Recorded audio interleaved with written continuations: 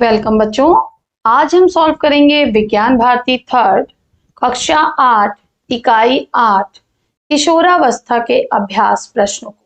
चलिए शुरू करते हैं। पहला प्रश्न है, निम्नलिखित प्रश्नों में से सही विकल्प छांटकर अभ्यास पुस्तिका में लिखिए। का किशोरावस्था की अवधि है।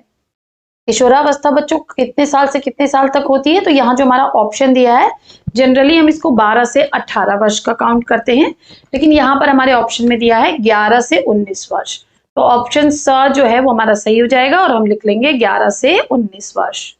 खा एस्ट्रोजन है। एस्ट्रोजन क्या है? अंतरस्रावी ग्रंथि, स्त्री हार्मोन, पुरुष हार्मोन या प्रजनन विधि। तो एस्ट्रोजन बच्चों एक स्त्री हार्मोन है। ऑप्शन ब हमारा सही हो जाएगा और इसको हम यहाँ पर लिख लेंगे स्त्री हार्मोन। ग सामान्यतः ऋतुस्राव प्रारंभ होता है, यानी सामान्यतः ऋतुस्राव जो है वो किस वर्ष में शुरू होता है? तो इसका राइट आंसर हो जाएगा बच्चों ऑप्शन अ 11 से 13 वर्ष में। हम लिख लेंगे 11 से 13 वर्ष में। चलिए नेक्स्ट, घ किशोरावस्था में स्वास्थ्य पोषण से संबंधित योजनाएं हैं। समेकित बाल विकास कार्यक्रम, राष्ट्रीय बाल स्वास्थ्य कार्यक्रम, सर्व शिक्षा अभियान, ग्राम स्वास्थ्य पोषण दिवस या उपरोक्त सभी। तो राइट आंसर हो जाएगा ऑप्शन द उपरोक्त सभी। अंगा विश्व जनसंख्या दिवस मनाया जाता है। तो बच्चों विश्व जनसंख्या दिवस मनाया जाता है 11 जुलाई को। ऑप्शन स हमारा सही हो जाएगा 11 जुलाई। प्रश्न 2, रिक्त स्थानों की पूर्ति कीजिए। का जनन परिपक्वता डैश में आती है। तो जनन परिपक्वता बच्चों जो बच्चे होते हैं उनमें कब आती है? किशोरावस्था में आती है। नेक्स्ट, किशोरों के गले में स्वर यंत्र के उभार को कहा जाता है। तो क्या कहा जाता है बच्चों? कंठमणि या एडम्स एप्पल कहा जाता है। ठीक है। ग युग्मनज का पोषण डैश में होता है। तो बच्चों युग्मनज का पोषण किसमें होता है? गर्भ में होता है।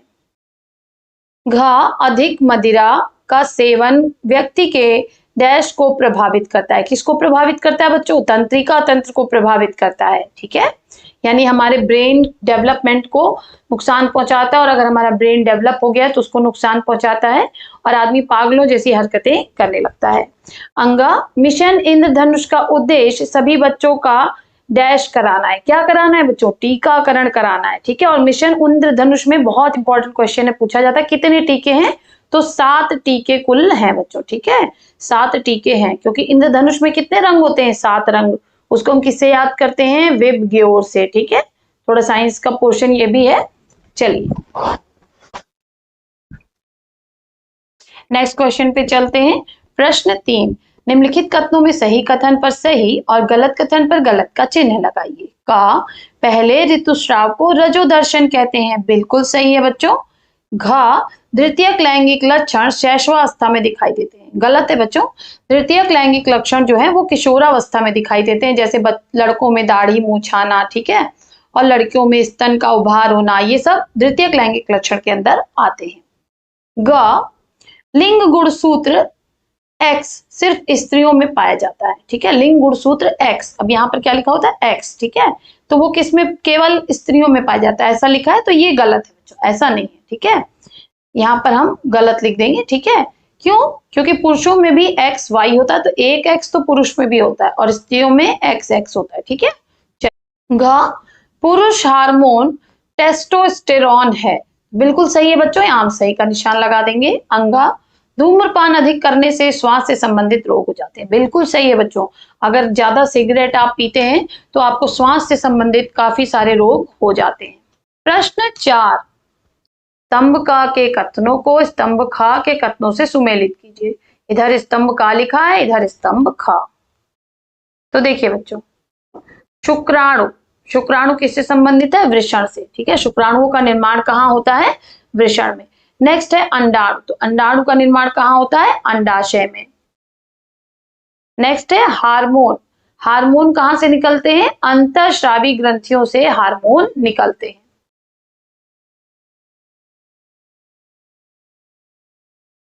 स्वर परिवर्तन, तो स्वर परिवर्तन किसमें होता है? स्वर यंत्र में। ठीक है, जो हमारे गले में होता है उसमें होता है। दाढ़ी मूछ निकलना, तो दाढ़ी मूछ निकलना क्या है? एक तरह का द्वितीयक लैंगिक लक्षण है बच्चों। प्रश्न 5, निम्नलिखित प्रश्नों के उत्तर दीजिए। बच्चों गला मेरा थोड़ा खराब है। क, किशोरावस्था में होने वाले शारीरिक तथा मानसिक परिवर्तनों का उल्लेख कीजिए। अब बच्चों जो मेरा पिछला वीडियो था उसमें हमने थोड़ा दूसरी तरह से लिखा था और यहाँ पर मैंने कोशिश की है कि आंसर्स को थोड़ा और बेटर और एडवांस बनाया जाए। ठीक है, तो आपसे अनुरोध है कि आप अगर पिछले वीडियो से लिख रहे हैं तो आप प्लीज थोड़ा वेट करें और नए वीडियो से लिखें, क्योंकि उसमें थोड़ा और अच्छे से मैंने इसको एक्सप्लेन किया हुआ है। ठीक है, चलिए उत्तर, किशोरावस्था में होने वाले परिवर्तन। पहला हम देखेंगे शारीरिक परिवर्तन, शरीर की लंबाई और वजन तेजी से बढ़ना, लड़कों में दाढ़ी मूछ का उगना, लड़कियों में स्तन का विकास, प्रजनन अंगों का विकास, आवाज में वृद्धि। देखिए लड़कों की आवाज थोड़ी मोटी हो जाती है ना, बालों में वृद्धि, तो ये बाल कहाँ बढ़ते हैं? बगल में और जननांग में, यानी हमारे और शरीर के अंगों पे भी बाल आना शुरू हो जाते हैं। निजी अंग हम इसको कह सकते हैं। व मानसिक परिवर्तन, मानसिक परिवर्तन क्या क्या होते हैं? आत्म जागरूकता व आत्म सम्मान की भावना बढ़ना। अब जब बच्चे किशोरावस्था में आते हैं तो वो थोड़ा जागरूक हो जाते हैं, अच्छे से कपड़े पहनने लगते हैं, अच्छे से अपना जो है बाल झाड़ेंगे, रोज डेली नहाएंगे, है ना। उसके पहले थोड़ा जब उनके अंदर बाल्यावस्था होती है तो वो थोड़े से केयरलेस होते हैं, लेकिन किशोरावस्था में आते ही वो थोड़े जागरूक हो जाते हैं। और आत्मसम्मान की भावना मतलब वो ऐसे काम करेंगे कि आप उनकी तारीफ करिए। ठीक है, जैसे अच्छे से कपड़े पहनेंगे तो आपके सामने आएंगे, किसी बूढ़े को पानी देना है तो दौड़ के देंगे। क्यों? क्योंकि उनको सम्मान की नीड होती है, वो चाहते हैं कि लोग हमारा सम्मान करें। दूसरा है विपरीत लिंग के प्रति आकर्षण। किशोरावस्था में आते ही बच्चों हमारा विपरीत लिंग के प्रति आकर्षण बढ़ जाता है। ऐसा हमारे शरीर में हो रहे हार्मोनल चेंजेस के कारण होता है। ठीक है, तो इसको हमें बहुत ही हाइपर वे में नहीं लेना है, ये ठीक है हमारे शरीर का एक परिवर्तन है, इसको हमें कैजुअल वे में लेना है। चलिए आगे बढ़ते हैं। थर्ड है भावनात्मक उतार चढ़ाव। किशोरावस्था में बच्चे जो हैं वो कभी बहुत तेजी से गुस्सा हो जाएंगे, कभी बहुत खुश रहेंगे, कभी बहुत चिड़चिड़े रहेंगे। ये सब भी उनके ऊपर हो रहे हार्मोनल चेंजेस का ही इफेक्ट होता है बच्चों। नेक्स्ट, द्वितीयक लैंगिक लक्षण किसे कहते हैं तथा ये किस प्रकार नियंत्रित होते हैं? तो द्वितीयक लैंगिक लक्षण वे शारीरिक परिवर्तन हैं जो किशोरावस्था में प्रजनन अंगों के अतिरिक्त शरीर के अन्य अंगों में दिखाई देते हैं। अब किशोरावस्था में प्रजनन अंग तो डेवलप होते ही हैं, उसके साथ ही हमारे शरीर के कई और अंगों में भी कुछ बहुत परिवर्तन हमें मेजर दिखाई देते हैं। ठीक है, इन्हीं को हम कहते हैं द्वितीयक लैंगिक लक्षण। जैसे लड़कों में दाढ़ी मूछ आना, आवाज भारी होना और लड़कियों में स्तनों का विकास। ये लक्षण लैंगिक हार्मोन द्वारा नियंत्रित होते हैं। लड़कों में टेस्टोस्टेरोन और लड़कियों में एस्ट्रोजन। ठीक है, तो टेस्टोस्टेरोन को बच्चों हम मेल हार्मोन भी कहते हैं और एस्ट्रोजन को हम फीमेल हार्मोन भी कहते हैं। ठीक है, किशोरावस्था में व्यक्तिगत सफाई के महत्व को स्पष्ट कीजिए। यानी किशोरावस्था में बच्चों को अपने शरीर की व्यक्तिगत साफ सफाई रखनी चाहिए, तो उसका क्या इंपॉर्टेंस है वो हमें यहाँ बताना है बच्चों। तो किशोरावस्था में व्यक्तिगत सफाई का महत्व हम ऐसे हेडिंग देंगे और लिखेंगे पसीने की ग्रंथियां सक्रिय होने के कारण दुर्गंध से बचने के लिए स्नान आवश्यक है। ठीक है, इस समय में बच्चों को पसीने से बहुत स्मेल आने लगती है, तो अगर वो रोज नहीं नहाएंगे तो उनका जो है शरीर बदबू करेगा और अच्छा नहीं लगेगा। दांत और मुंह की सफाई से कीटाणु नहीं पनपते। अब बच्चों दांत और मुंह की भी सफाई बहुत जरूरी है, तो हर एज में जरूरी है। जननांगों की सफाई से यौन संक्रमण से बचाव होता है। किशोरावस्था में ये सबसे ज्यादा इंपॉर्टेंट है बच्चों। उसके बाद से मासिक धर्म में सफाई रखने से लड़कियों का स्वास्थ्य सुरक्षित रहता है ना, तो पीरियड्स के टाइम लड़कियों को काफी अपना जो है साफ सफाई रखनी चाहिए। चलिए नेक्स्ट क्वेश्चन पे चलते हैं। नेक्स्ट क्वेश्चन कह रहा है घ, युग्मनज में लिंग निर्धारण किस प्रकार होता है समझाइए। ठीक है, तो निषेचन के समय शुक्राणु और अंडाणु के मेल से युग्मनज बनता है। अंडाणु ओवम में XX गुणसूत्र होता है और शुक्राणु यानी स्पर्म में XY गुणसूत्र होता है। यदि युग्मनज में Y गुणसूत्र वाला शुक्राणु X गुणसूत्र वाले अंडाणु से मिलता है तो नवजात शिशु लड़का XY होता है। ठीक है, यानी देखिए बच्चों, अब क्या होता है कि फीमेल में XX होता है और मेल में XY होता है। ठीक है, हम इसको मेल से ऐसे डिनोट करते हैं, फीमेल से ऐसे। ठीक है, अब होगा क्या, थोड़ा सा साइज में बढ़ा लेती हूँ। अब ये X इस X के साथ अगर जुड़ता है बच्चों तो XX बनता है। ठीक है, फिर ये वाला X अगर इस Y के साथ जुड़ता है तो XY बनता है। कलर चेंज कर लेती हूँ, एक सेकेंड। और अगर ये वाला X इस वाले X से मिलेगा तो XX बनेगा, और ये वाला X इस वाले Y से मिलेगा तो XY बनेगा। ठीक है, तो जहां पर XX है बच्चों, तो वो क्या होगा, जो XX रहेगा तो वो हो जाएगा हमारा लड़की। तो यहाँ हो गया लड़की और यहाँ भी हो गया लड़की, और XY लड़का और XY लड़का। ठीक है, आई होप आपको क्लियर हुआ होगा। और यदि युग्मनज में X गुणसूत्र वाला शुक्राणु X गुणसूत्र वाले अंडाणु से मिलता है तो नवजात शिशु XX यानी लड़की होती है। अंगा, किशोरावस्था में पोषण का क्या महत्व है? किशोर तथा किशोरियों के पोषण में सुधार लाने हेतु किए जाने वाले क्रियाकलापों पर प्रकाश डालिए। तो किशोरावस्था में पोषक आहार ग्रहण करने से शरीर तेजी से वृद्धि एवं विकास करता है, और इस समय हमें बहुत ज्यादा पोषक तत्वों की जरूरत होती है। जो क्रियाकलाप हमारे बच्चों इंडिया में चल रहे हैं वो क्या क्या हैं? सर्व शिक्षा अभियान में मध्याह्न भोजन यानी MDM, पोषण युक्त गुणवत्तापूर्ण MDM बच्चों विद्यालय में प्रदान किया जाता है। उसके साथ ही फल और दूध भी दिया जाता है। स्वास्थ्य विभाग द्वारा टीकाकरण किया जाता है। पंचायती राज विभाग द्वारा शौचालय निर्माण व साफ सफाई देखी जाती है, और समेकित बाल विकास कार्यक्रम के अंतर्गत बच्चों की वृद्धि की निगरानी रखी जाती है और अनुपूरक पोषाहार उन्हें दिए जाते हैं। धूम्रपान एवं मादक द्रव्य से होने वाले दुष्प्रभावों का वर्णन कीजिए। उत्तर क्या है बच्चों? धूम्रपान एवं मादक द्रव्यों के दुष्प्रभाव। पहला, कैंसर और श्वसन रोग, हृदय रोग हो जाते हैं। तंत्रिका तंत्र पर बुरा असर पड़ता है। प्रतिरक्षा शक्ति कम हो जाती है। आर्थिक हानि होती है व सामाजिक प्रतिष्ठा में भी गिरावट होती है। ठीक है बच्चों, अब जब कोई बच्चों नशा करेगा तो उसका पैसा तो खर्चा होगा, क्योंकि वो सब चीजें महंगी आती हैं, और दूसरे जो लोग नशे करते हैं उनको समाज में एक प्रतिष्ठा की दृष्टि से नहीं देखा जाता है, और नशा करने की वजह से हमें तमाम तरह के रोग हो जाते हैं। हमारा ब्रेन डेवलपमेंट और ब्रेन अच्छे से काम नहीं करता, और हमारी इम्यून सिस्टम भी खराब हो जाता है बच्चों। जनसंख्या वृद्धि के कारण व उससे होने वाले दुष्प्रभावों को समझाइए।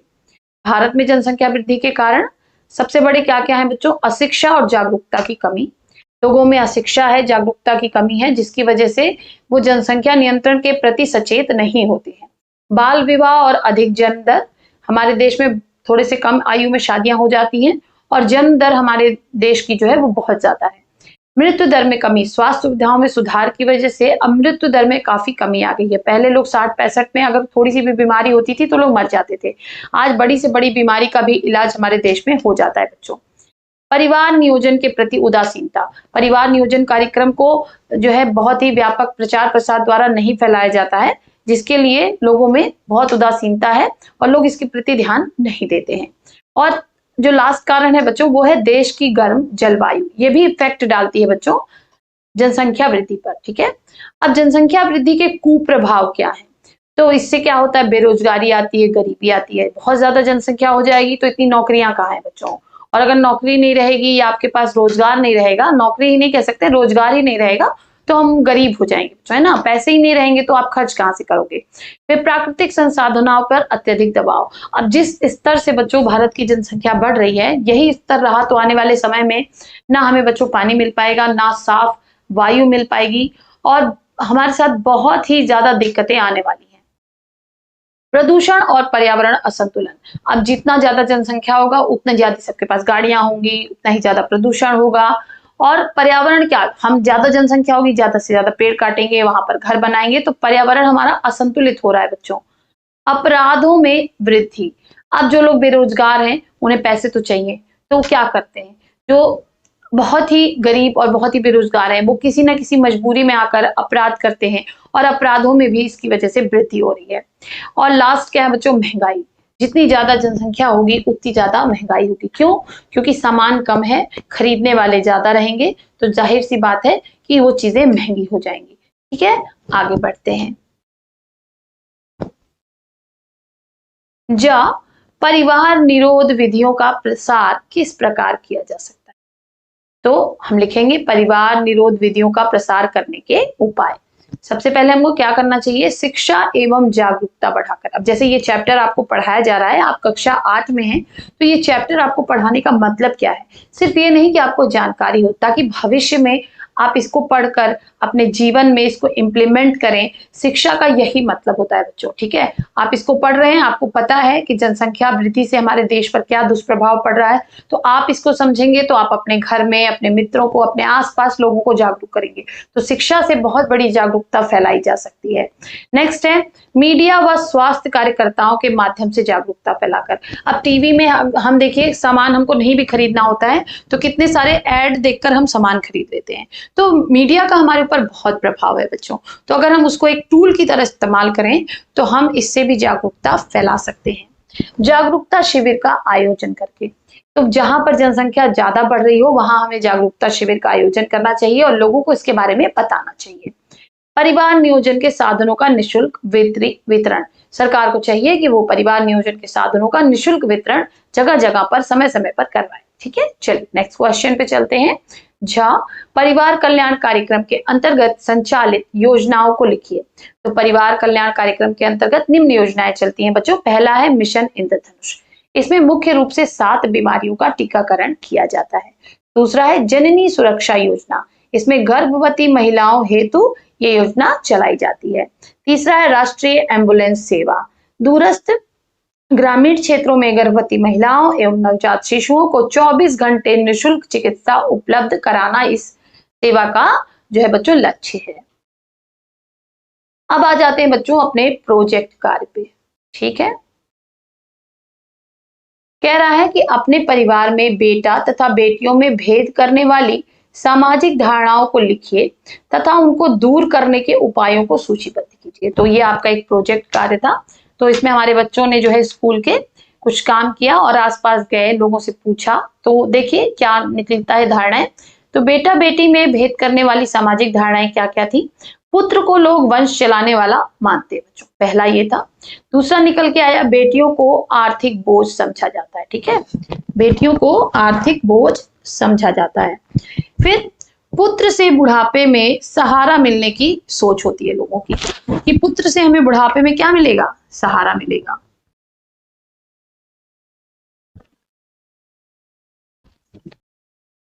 दहेज प्रथा का भी बच्चों डर रहता है। ठीक है, दूर करने के उपाय क्या हमने खोजे, हमने डिस्कस किया अपने क्लास में अपने बच्चों के साथ और हमने फिर सोचा कि इसको दूर करने के हम क्या क्या उपाय अपना सकते हैं। तो पहला हम निकल कर आया शिक्षा व जागरूकता अभियान चलाकर। सेम वही चीज है कि लोगों में शिक्षा फैलानी है, जागरूकता देनी है। महिलाओं को समान अधिकार और अवसर देने चाहिए। दहेज प्रथा का उन्मूलन होना चाहिए। बेटी बचाओ बेटी पढ़ाओ जैसी योजनाओं का पालन होना चाहिए। परिवार व समाज में समान व्यवहार अपनाना चाहिए। ठीक है बच्चों, तो ये हमारे ऊपर डिपेंड करता है। सारे काम हमारी सरकार नहीं करेगी, कुछ काम हमें समाज के तौर पर भी करने होंगे। कई देशों के ऐसे उदाहरण हैं जहां सरकार को कोई काम नहीं करना पड़ता और समाज ऐसे ऐसे काम कर देता है कि सरकार खुद समाज के आगे नतमस्तक होती है बच्चों। ठीक है, तो ये चैप्टर बहुत ही इंपॉर्टेंट, बहुत ही सेंसिटिव था। हमने इसको पढ़ा और मेरा आपसे अनुरोध है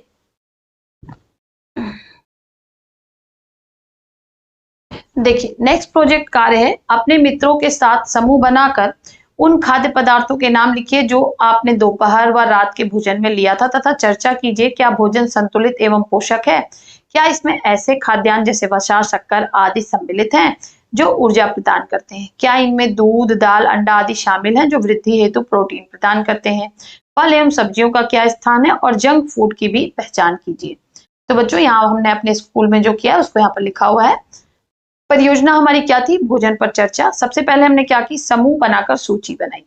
तो दोपहर के भोजन में बच्चों ने क्या खाया था? चावल, दाल, रोटी, सब्जी, सलाद।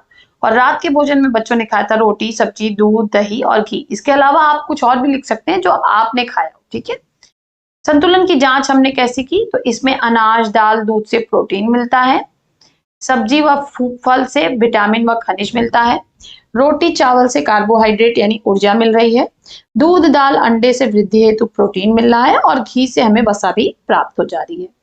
अब जंक फूड क्या होते हैं? जंक फूड है जैसे Maggi, chow mein, pizza, burger, cold drink आदि। ये सभी असंतुलित व हानिकारक भोज्य पदार्थ हैं। तो अब बच्चों ने इसको लिखा तो, लेकिन सब बच्चों ने एक्सेप्ट किया कि वो जरूर दिन भर में एक बार जंक फूड खाते हैं। तो मैंने कोशिश की कि मैं उन्हें सिखाऊं कि जंक फूड हमें हफ्ते में एक बार से ज्यादा नहीं खाना चाहिए। नेक्स्ट, कक्षा में सभी छात्र संकल्प लें। अब हमें क्या संकल्प लेना है? देखिए, नशा नहीं करेंगे तथा इससे बचने के उपायों पर सामूहिक चर्चा करें। तो परियोजना कार्य क्या था? नशा मुक्ति संकल्प। तो हमारे विद्यालय के सभी छात्रों ने संकल्प लिया।